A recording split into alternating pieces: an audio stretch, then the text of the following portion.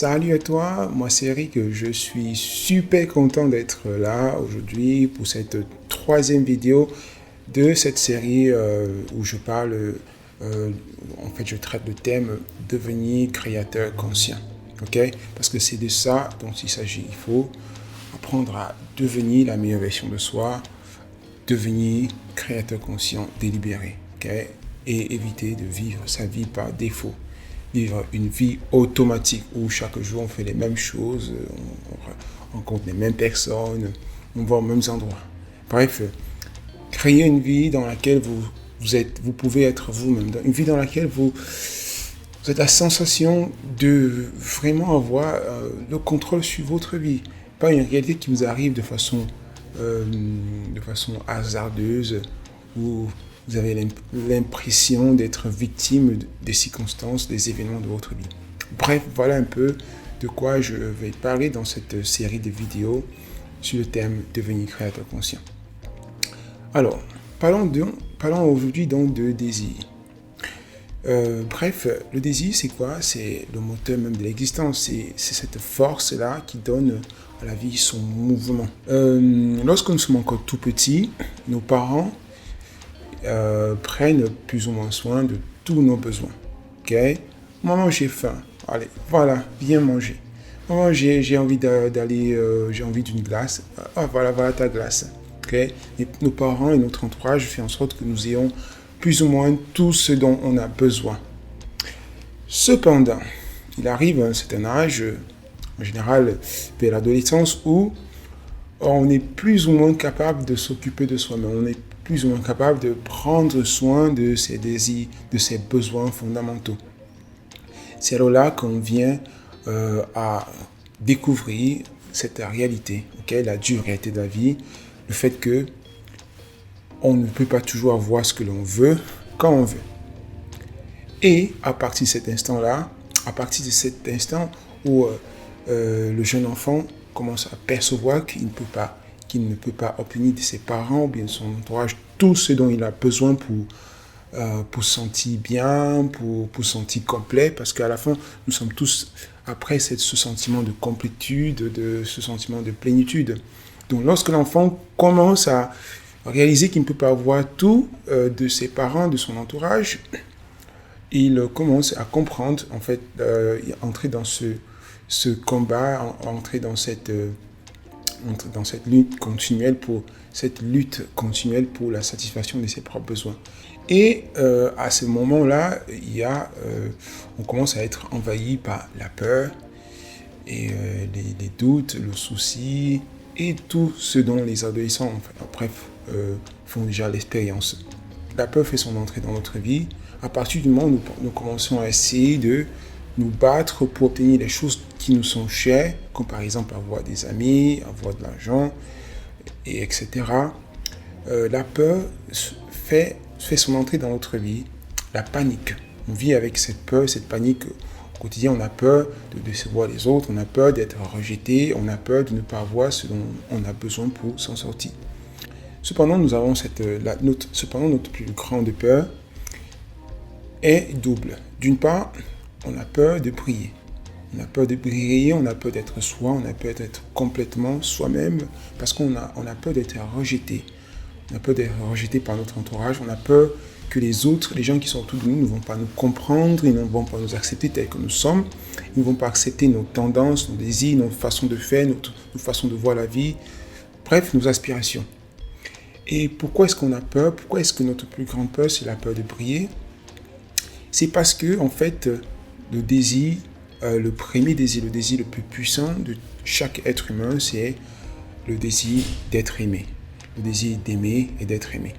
Et donc, en parallèle, la peur la plus grande, c'est la peur d'être coupé de l'amour. La peur d'être coupé des autres, coupé des gens autour de nous et d'être abandonné. Ce qui se passe dans notre planète, sur cette planète, c'est que on a associé la réponse à ce désir à l'argent.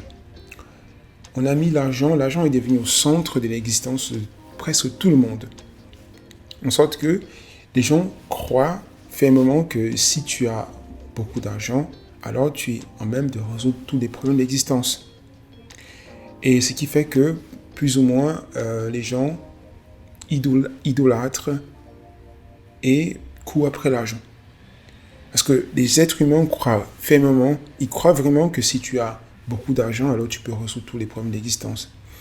Et cela fait en sorte que la majeure partie des gens vivent la vie focalisée sur l'extérieur. Ils sont toujours à la recherche ils sont toujours en train d'essayer d'avoir plus, d'amasser beaucoup plus de biens, ou bien, je sais pas, connaissances, ou bien... en fait, bref, leur attention est beaucoup plus focalisée sur l'extérieur et ils finissent par se couper peu à peu de l'intérieur. Et cela crée un énorme déséquilibre qui fait en sorte que ils finissent par vivre dans cette sensation de ne pas... d'être toujours à la recherche de quelque chose, d'être coupé de soi, d'être en manque de quelque chose. Le drame de l'existence, c'est que, quel que soit ce que l'on peut obtenir de l'extérieur, en termes, je sais pas, matériel, argent, connaissances, pouvoir et autres, rien de tout cela ne pourra jamais assurer notre plénitude ou tout simplement notre épanouissement intérieur. L'épanouissement, tel quel, le bien-être dépend de cet équilibre constant entre le monde extérieur et le monde intérieur. Sans apprendre à se connaître soi-même, apprendre à savoir, à se valoriser, c'est presque impossible d'être bien avec soi. C'est impossible de s'épanouir dans ce monde. Si on est tout le temps poussé, tourné vers l'extérieur, à la recherche de cette satisfaction qu'on ne trouvera jamais. Sans s'accepter tel qu'on est, vraiment à l'intérieur de soi complètement, c'est presque impossible d'atteindre cet état d'épanouissement. Et d'autre part, le bonheur éternel tel que en général on nous a vendu dans les films d'Hollywood et autres n'existe pas. Parce que le bonheur en soi n'est autre qu'une sorte de... c'est un dynamisme constant, c'est une recherche constante, c'est cette recherche de l'équilibre constant entre notre réalité extérieure et notre réalité intérieure, entre ce que nous vivons à l'extérieur, mais aussi ce que nous vivons à l'intérieur.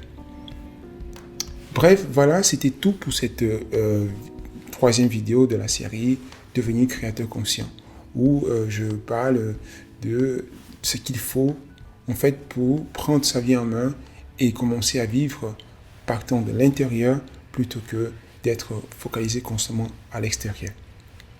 Et dans cette vidéo, j'ai parlé essentiellement de ce que c'est que le désir et de comment non seulement on ne peut pas arrêter de désirer, mais d'une chose essentielle, c'est que le désir le plus puissant, c'est ce désir-là d'être, c'est ce désir de briller, ce désir d'exister, d'exprimer qui on est. Et aussi, j'ai aussi parlé du fait que la peur la plus grande que les êtres humains ont, c'est la peur d'être coupé de l'amour, la peur d'être coupé des autres, la peur d'être coupé du monde extérieur, la peur d'être oublié, d'être rejeté. C'est pourquoi les êtres humains, nous sommes venus à associer l'argent, associer les biens matériels, associer les possessions extérieures au bien-être. Et malheureusement, c'est ça qui fait en sorte que on parvient jamais à être bien avec soi parce qu'on est toujours plus porté vers l'extérieur que vers l'intérieur. Bref, voilà, c'était tout pour cette vidéo. Je vous donne rendez-vous demain pour la 4e vidéo. Et entre-temps, abonnez-vous pour continuer à me suivre et me soutenir, bien sûr. Et surtout pour ne rien rater. Alors, je vous souhaite santé, bonheur, amour et ciao. À très bientôt.